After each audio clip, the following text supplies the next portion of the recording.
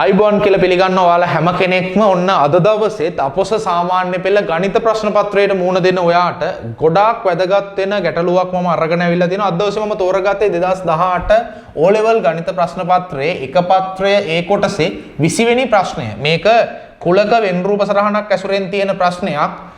මේ දීලා තියෙන තොරතුරු අනුව A' මේලය B' කියන කුලකය එහි අවයව ඇසුරෙන් ලියා දක්වන්න කියලා කියනවා. පුතේ මෙන්න මේකේ මෙන්න මේ වගේ කතාවක් තියෙනවා. ඔය දීලා තියෙන ඇත්තටම සංකේතය අපිට එකපාරට ටිකක් හොයාගන්න අමාරු එකක්. මොකද්ද? A' මේලය B' කියන එක. A' මේලය B'. ඔක ටිකක් එකපාරට අපිට මේකේ කොහෙද ඔය තැන කියලා හිතා ගන්න අමාරුයි. ඒ වගේම ඕකේ අනිත් පැත්තත් එහෙමයි. A' ඡේදන B' කිව්වත් අපිට එකපාරට ටිකක් හොයා ගන්න අමාරුයි. හිතලා තර්ක කරලා ගන්න අමාරුයි. නමුත් මෙන්න මෙහෙම ලේසි ක්‍රමයක් තියෙනවා. මේ වගේ ගානකදී මෙන්න මේක A' මේලය B' සහ A' ඡේදන B' කියන එකට.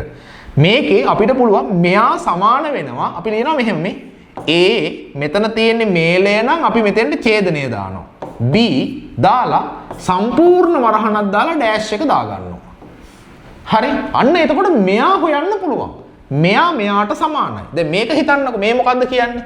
A ඡේදන B වල ඩෑෂ්. ඒ කියන්නේ A ඡේදන B කියන්නේ මැද ටික, A ඡේදන B වල ඩෑෂ් කියන්නේ මේ මැද ටිකට අයිති නැති ඔක්කොම ටික.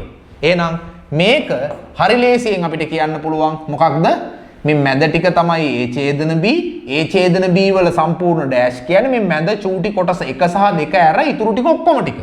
එහෙනම් 4 3 5. නැත්නම් 3 4 5. මේ තමයි ඔය කියන A ඡේදන B ඩෑෂ් වල කුලකේ අවයව වෙන්නේ. අවයව.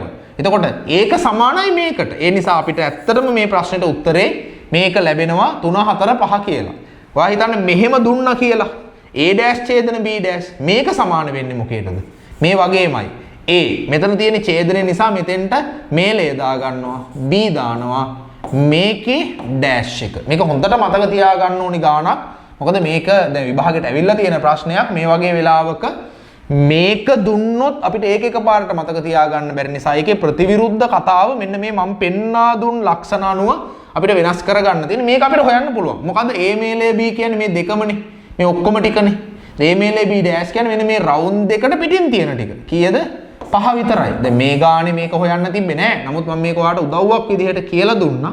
මේ වගේ ගානක මෙන්න මේ අපිට හිතා ගන්න අමාරු කුලකංකණයක් දුන්නොත් කොහොමද ඒක ලියාගන්නේ කියන එක. ඉතින් මම හිතනවා ඔයාට මේ ගැටලුවත් ඉතාමත් සරලව තේරුම් ගන්න හැකියාව ලැබුණා. ඉතින් මේ වගේ තවත් වැදගත් ගණිත ගැටලුවක් එක්ක හමු වුණතුරු ගිහින් එන්න. ඔයාලා හැමෝටම සුබ දවසක්.